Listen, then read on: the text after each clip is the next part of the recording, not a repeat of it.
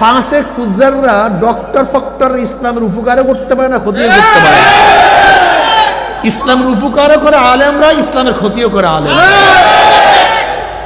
বিশ্বাস হয়? ধরে নেন বাইতুল মুকাররমে যেই মিছিল করছি আমরাই বলি, এই ইসলামের নামে ওলামায়ে কেরাম যেই মিছিল করছি উলঙ্গ মেয়েদেরকে নিয়ে, বেপর্দা মহিলাদেরকে, ধরে নেন এইটা যদি আলেমরা না করতো বা ইসলামের দলের কেউ না করতো, ধরে নেন, মনে মনে চিন্তা করেন তো, যদি এটা বিএনপি করতো বা আওয়ামী লীগ করতো বা রাশেদ খান মেননের দলের করতো বা কমিউনিস্টরা করতো, বলেন তো বাংলাদেশে আন্দোলন কেমন হইতো বলেন তো? হ্যাঁ, আন্দোলন হইতো না? বেপর্দা মহিলা নিয়ে মসজিদে উঠছে, আন্দোলন হইতো না? মানুষ এত জাহেল কিভাবে হয় তাও তো বুঝি না, কি প্রশ্ন করে তাও তো। যদি ইসলামের নামে দলেরা এই উলঙ্গ মহিলা নিয়ে বাইতুল মুকাররমের সামনে মিছিল না করিয়া যদি কমিউনিস্টরা করতো, আওয়ামী লীগ করতো, বিএনপি করতো, উলঙ্গ মহিলা নিয়ে বাইতুল মুকাররমের সামনে, ফতুয়া না শুধু বাংলাদেশ তোলপাল হয়ে যায়। এখন আন্দোলন হয় না কেন? এইটাই হলো সমস্যা। এর জন্য ইসলামের নামে কোনো ভণ্ড যদি কোনো দেশে একবার হয়ে যায়, ওই দেশে কিয়ামতের আগ পর্যন্ত আর কোনোদিন ইসলাম আসবে না। কারণটা কি বলেন তো? এই একটা উদাহরণ দিলাম, এই একটা উদাহরণ নেন, এই একটা উদাহরণ নেন। বাইতুল মুকাররম সৃষ্টি হওয়ার পর থেকে আজ পর্যন্ত এই দৃশ্য কেউ দেখছে বলে আমার জানা নেই। কিন্তু কারোর কোনো কথা নাই কেন? আমারও তো কথা নেই, আমার তো বক্তব্য নেই, নাই কেন? আমি বললেই বলবো ওই তো শুরু হয়েছে হুজুর, এই তো শরীরেইছো, তখন টিকতে পারে না, এই তো মানে কথা, মানে সত্যকে অন্যদিকে বুঝাতে পারি, তাসির হবে না, বলে আপনি বুঝেন বেশি না ওনারা বুঝে বেশি? আমি তো বুঝি, আমি বেশি বুঝি না কোরআন বেশি বুঝি, আমিও তো যাই না। এর জন্য সব সময় খেয়াল রাখা চাই, আলেমরা যদি কোনো খারাপ কাজ করে জাতি সেটা অনুকরণ করে ধ্বংস হয়ে যায়, আর ফাসেকরা কোনো খারাপ কাজ করে ইসলামের ছাতাও আসে যায়। দিঘি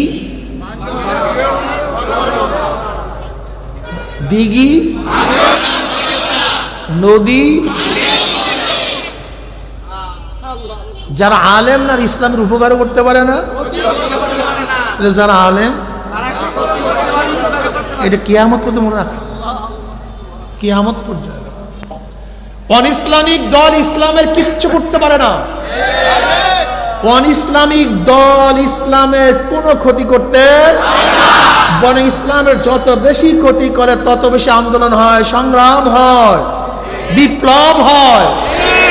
কিন্তু ইসলামের নামে যখন ইসলামকে জবাই দেয় তখন আর কিচ্ছু করার থাকে মারাত্মক। দেখেন ইসলামের নামে কবর পূজা। আজকে যদি কোনো নাস্তিক, আচ্ছা বলেন তো হিন্দুরা কি করে? মূর্তি পূজা করে, কি করে? আর কবর পূজারীরা, আচ্ছা বলেন তো হিন্দুরা এত বছর মূর্তি পূজা করছে, কোনো মুসলমান কি সেখানে গিয়ে মূর্তি পূজা করছে? তা কবর পূজারীরা সেখানে কবর পূজা করার পরে এত মুসলমান সেখানে গিয়ে কবর পূজা করার কেন? কারণটা কি? একই তো কাজ। তারা একটা মাটি দিয়ে আকৃতি বানাইছে, আর এরা মাটির উপরে গিয়া, কথা বুঝাতে পারি, একটা আকৃতিবিহীন মাটি আর আকৃতিওয়ালা, কাজ তো একই। কিন্তু আজ পর্যন্ত কোনো মন্দিরে গিয়ে কোনো মুসলমান সেজদা করে নেই, কিন্তু মাজারে গিয়া সেজদা করার কারণটা কি একদিন চিন্তা করছেন? কোন তো দেখছেন? এর জন্য হিন্দুরা ইসলামের ক্ষতি করতে পারে না, কিন্তু ইসলামের নামে যদি কেউ কাজ করে ইসলাম, সেই ইসলামের ক্ষতি। কথাটা বুঝাইতে পারছি কি? ইসলামের নামে, এই ইলমে তাসাউফের নামে, ইলমে শরিয়া, ইলমে মারিফাতের নামে, ইলমে বাতিনের নামে যে ভণ্ডামি চলতেছে, এই ভণ্ডামি তো হিন্দুদের মধ্যে, খ্রিস্টানদের মধ্যে আছে। কিন্তু আজ পর্যন্ত কোনো মুসলমান গিয়ে সেই ভণ্ডামিতে যায় নাই, শরীক হয় নাই। কিন্তু ইসলামের নামে, তাসাউফের নামে, তাসকিয়ার নামে যখন কাজটা শুরু করছে, হাজার মুসলমান গিয়ে গুমরাহ হয়ে গেছে। আপনাকে অবশ্যই মনে রাখতে হবে, তৃষ্ণা যদি লাগে, পানির পিপাসা লাগে, টিউবওয়েল আপনার কাছে আসবে না, আপনাকে টিউবওয়েলের কাছে যেতে হবে। পানি আপনার কাছে আসবে না, পানির কাছে আপনাকে যেতে হবে। পানি আপনার হাতে উঠবে না, আপনাকে কষ্ট করে পানি হাতে উঠাতে হবে। যদি আপনার এলেম শিখতে হয়, এলেম জানতে হয়, মাদ্রাসা আপনার কাছে যাবে না, মাদ্রাসা আপনাকে যেতে হবে। ওস্তাদ আপনার কাছে আসবে না, ওস্তাদের কাছে আপনাকে যেতে হবে। কি কথা ঠিক না? সাধনা ছাড়া কোনো জিনিস অর্জন করা যায় না। যে ব্যক্তি চিকিৎসা করতেই চায় না, ডাক্তার তাকে সুস্থ করতে পারে না। যে ব্যক্তি শিখতেই চায় না, ওস্তাদ হাজার চেষ্টা করলেও তাকে শিক্ষিত বানানো যায় না, তার আগ্রহ থাকতে হবে। ঠিক দিনের জন্য, ইসলামের জন্য আপনার আগ্রহ থাকতে হবে, হেদায়েতের জন্য আপনার আগ্রহ থাকতে হবে। এই জন্য আল্লাহ পাক কি বলছেন? ওয়াজাহিদু ফিল্লাহি হাক্কা জিহাদি, আল্লাহর রাস্তায় চেষ্টা করো, চেষ্টা করার মতো সর্বোচ্চ চেষ্টা। তাকে ওয়াজাহিদু ফিল্লাহি হাক্কা জিহাদি, চেষ্টা করার মতো। জাহদুন জুহদুন জিহাদুন, জাহদুন জুহদুন বিফাতির জিম, জিমের সাথে জিমকে ফাতা দিয়েও পড়তে পারেন, রফা দিয়েও পড়তে পারেন, কাসরা দিয়েও পড়তে পারেন। বিফাতি জিম ও জুম্মিহা, ফাতার উপরে রফাও দিতে পারেন, জবর দিতে পারেন। জাহদুন জুহদুন অর্থ কি? মুশাক্কাত, তাকাত, চেষ্টা, সাধনা, কোশেশ, ভারী জিনিস বহন করা, শেষ দরজার চেষ্টা করা, এর নাম জুহুদ। আর যদি কাসরা দেন, জিহাদ বাবে মুফালা, আপস পে লড়না, উভয়ের মধ্যে লড়াই করা, বেঈমান এবং মুসলমানদের মধ্যে লড়াই করা কি বলে? জিহাদ। তাহলে জিহাদ শব্দের অর্থ কি? চেষ্টা, সাধনা, কোশেশ, ভারী বোঝা বহন করা, শক্তি, এসবই জাহাদের অর্থ, জুহুদের অর্থ। তার মানে ওয়াজাহিদু ফিল্লাহি হাক্কা জিহাদি, আল্লাহর রাস্তায়, আল্লাহকে পাওয়ার জন্য, আল্লাহ পর্যন্ত পৌঁছার জন্য চেষ্টা করো। কোন দরজার চেষ্টা? শেষ দরজার চেষ্টা, সর্বোচ্চ চেষ্টা। এই চেষ্টা সাধনা ছাড়া আল্লাহ পাক কি বলেন? যে ব্যক্তি মান জাহাদা ফিল্লাহি, মান কি ওয়াজাহিদু ফিল্লাহি, কি জানি ওয়াজাহিদু ফিল্লাহি হাক্কা, না ভুল গেছে। যাই হোক, আয়াত মনে পড়বে না। যাই হোক, আমি যে বলতেছিলাম, আল্লাযীনা জাহাদু ফীনা লানাহদিয়ান্নাহুম সুবুলানা। আল্লাযীনা জাহাদু শর্ত, আল্লাযীনা জাহাদু ফীনা লানাহদিয়ান্নাহুম সুবুলানা। যে ব্যক্তি আমাকে পাওয়ার জন্য চেষ্টা করবে, সাধনা করবে, কোশিশ করবে, লানাহদিয়ান্নাহুম সুবুলানা, সাবিলের বহু বচন সুবুল, তাকে আমাকে পাওয়ার বহুত রাস্তা খুলিয়ে দেবে। প্রথম শর্তটা কি ভাই? ছাতা বয় কতগুলি সামনে, জবাব দেয় না। কোথায় থাকে মন? কোথায় থাকে মন? হ্যাঁ, এত কষ্ট করে বয়ান করি, মন থাকে কোথায়? মন ঠিক রাখবা, বয়ানে আসছে, জেহেন ঠিক রাখ। কি করবে আমাকে পাওয়ার জন্য? কি করবে? যারা চেষ্টা করবে তাদের জন্য আল্লাহ পাক রাস্তা খুলবে। যারা চেষ্টা করবে না, সহজ কথা একেবারে ক্লিয়ার। যারা সাধনা করবে, চেষ্টা করবে, আর জাহাদ জুহুদের অর্থ কি বললাম? সর্বোচ্চ, সর্বোচ্চ ইন্তেহাদ অর্থ, শেষ পর্যায়ের চেষ্টা, শেষ পর্যায়ে।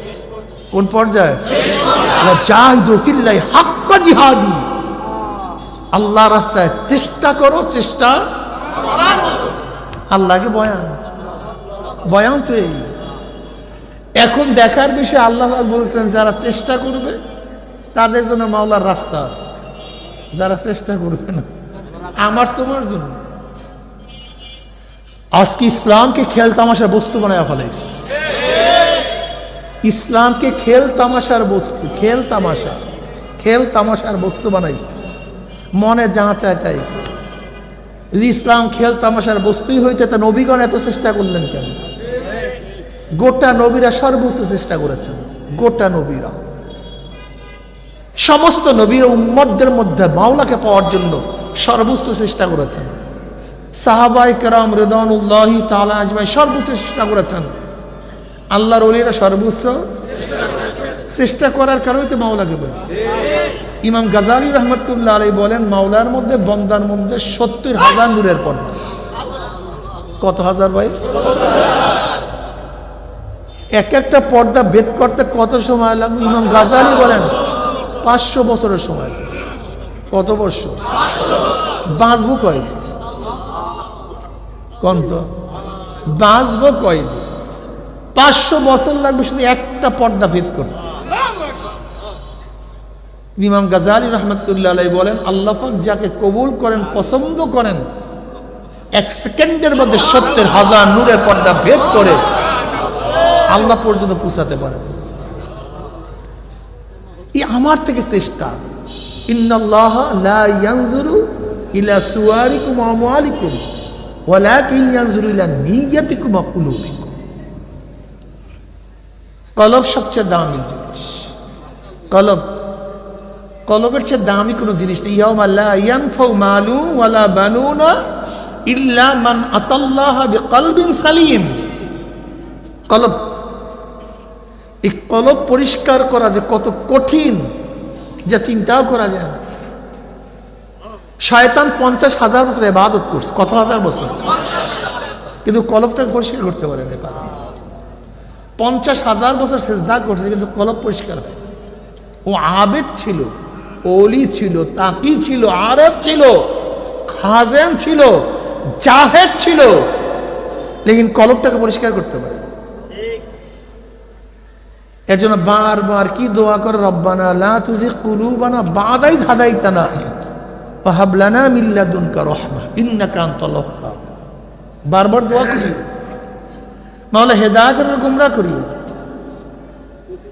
যদি হেদায়েতের পরে গোমরাহ হওয়ার সম্ভাবনাই না থাকতো, এই দোয়া আল্লাহ পাক কেন শিক্ষা দিলেন? কেন? হেদায়েতের পরে যদি গোমরাহ হওয়ার সম্ভাবনাই না থাকতো, এই দোয়া আল্লাহ পাক কেন শিক্ষা? বা'দা ইয হাদাইতানা, আল্লাহ হেদায়েতের পরে গোমরাহ করিও। ভাই, অর্থ কামাই করা এক নেয়ামত, অর্থ রাখার এক নেয়ামত।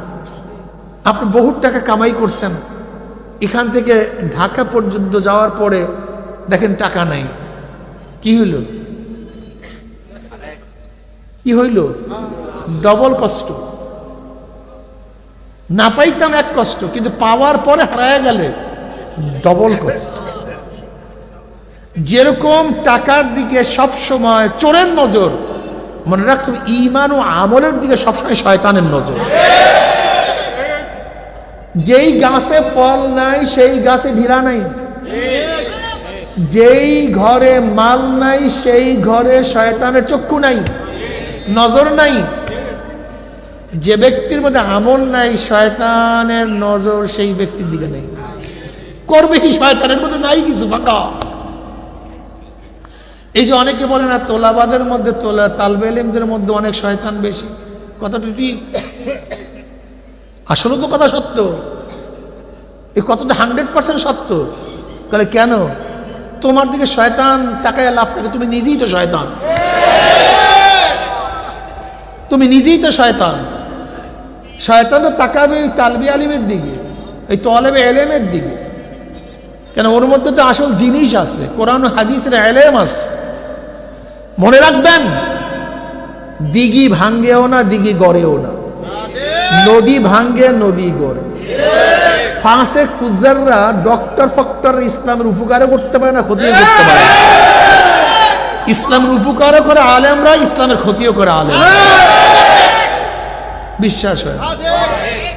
ধরে নেন বাইতুল মুকাররমে যেই মিছিল করছি আমরাই বলি, এই ইসলামের নামে ওলামায়ে কেরাম যেই মিছিল করছি উলঙ্গ মেয়েদেরকে নিয়ে, বেপর্দা মহিলাদেরকে, ধরে নেন এইটি যদি আলেমরা না করতো বা ইসলামের দলের কেউ না করতো, ধরে নেন, মনে মনে চিন্তা করেন তো, যদি এটা বিএনপি করতো বা আওয়ামী লীগ করতো বা রাশেদ খান মেননের দলের করতো বা কমিউনিস্টরা করতো, বলেন তো বাংলাদেশে আন্দোলন কেমন হইতো বলেন তো?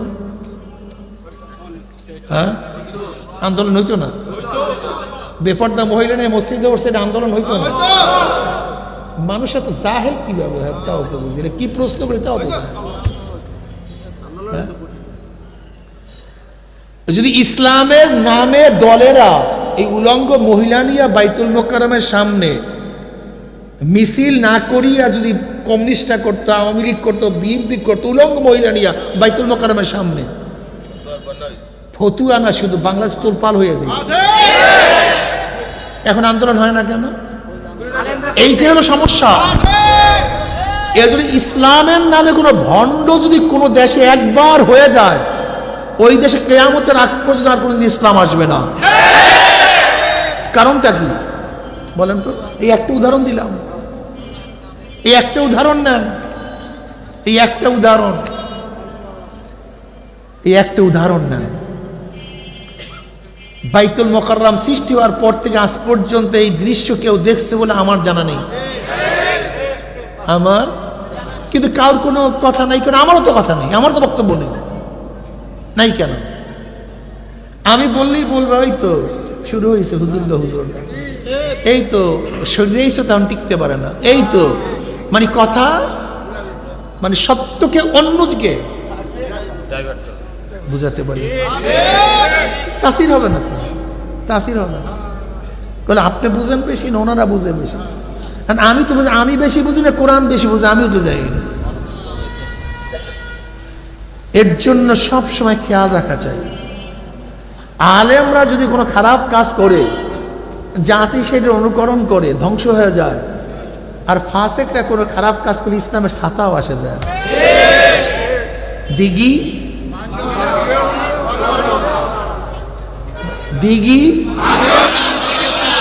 নদী, যারা আলেম না ইসলামের উপকারও করতে পারে না, যারা আলেম,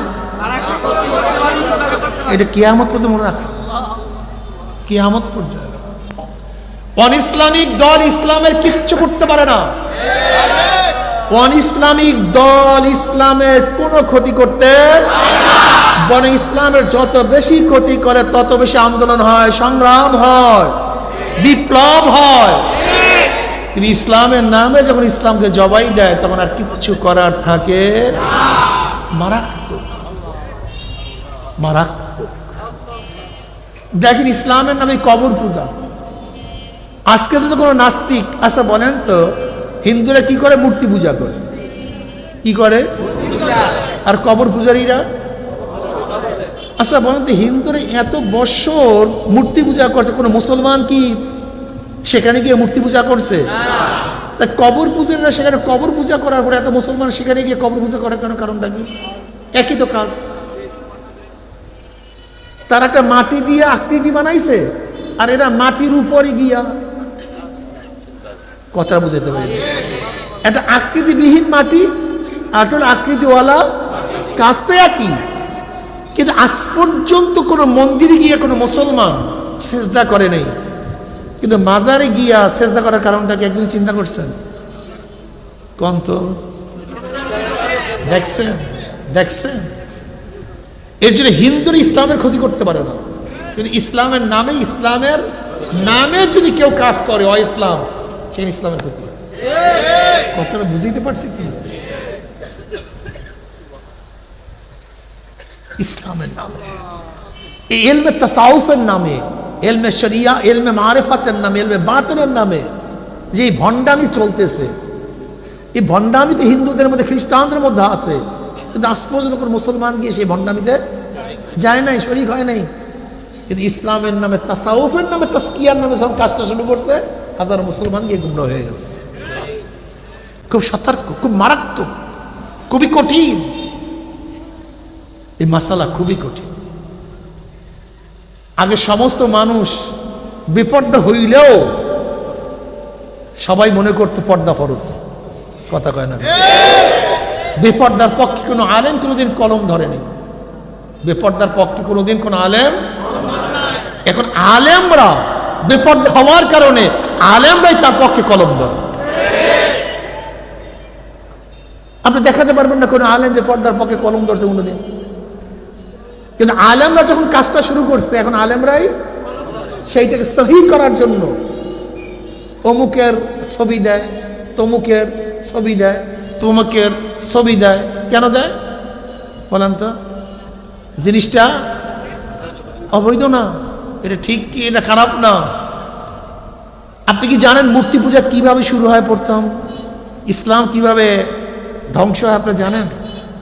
ইদ্রিস আলাইহিস সালাতু ওয়াস সালাম খুবই জনপ্রিয় নবী ছিলেন, তাকে তার সমাজ, তার কম অনেক বেশি শ্রদ্ধা সম্মান করতেন, অনেক বেশি মোহাব্বত করতেন।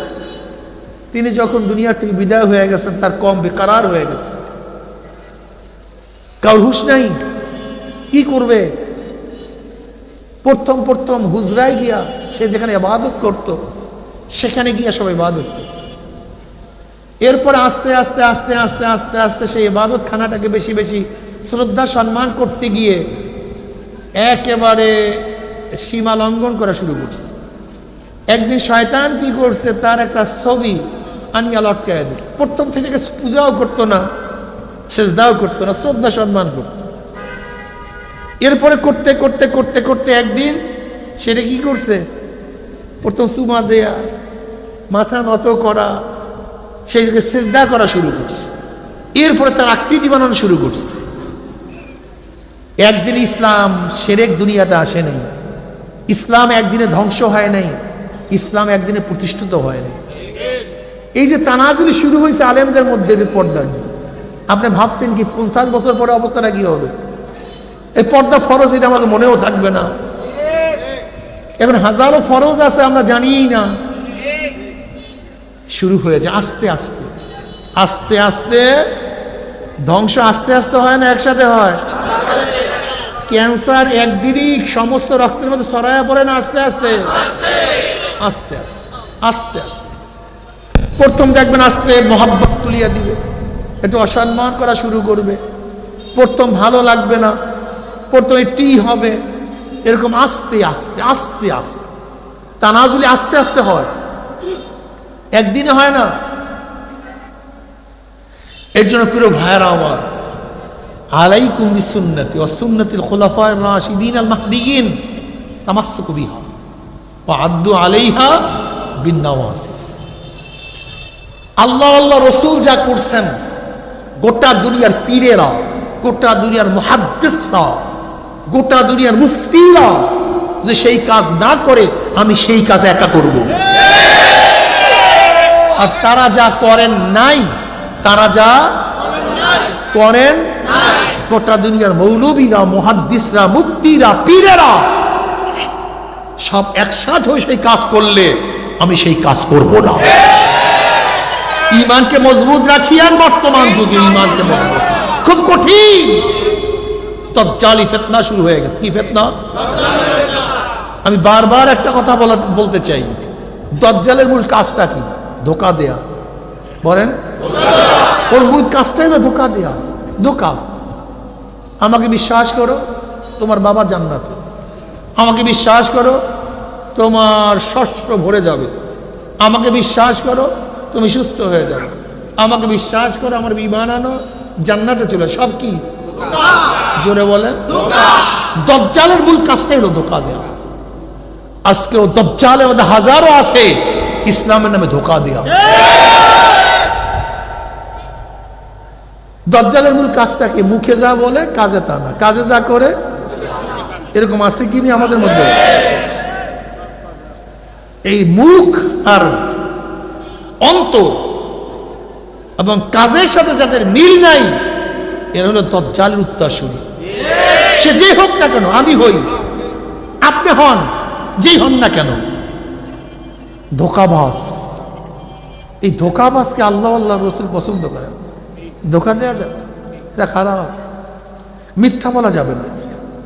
আজকে চরমনায়ের মুরিদ নাম দিয়া হাজারো মানুষ গিবা শিকায়াত করেন, মিথ্যা বলেন। তুমি চরমনায় মুরিদ না, চরমনায় মুরিদ মিথ্যা কথা বলতে পারে না, তোহমাত দিতে পারে না।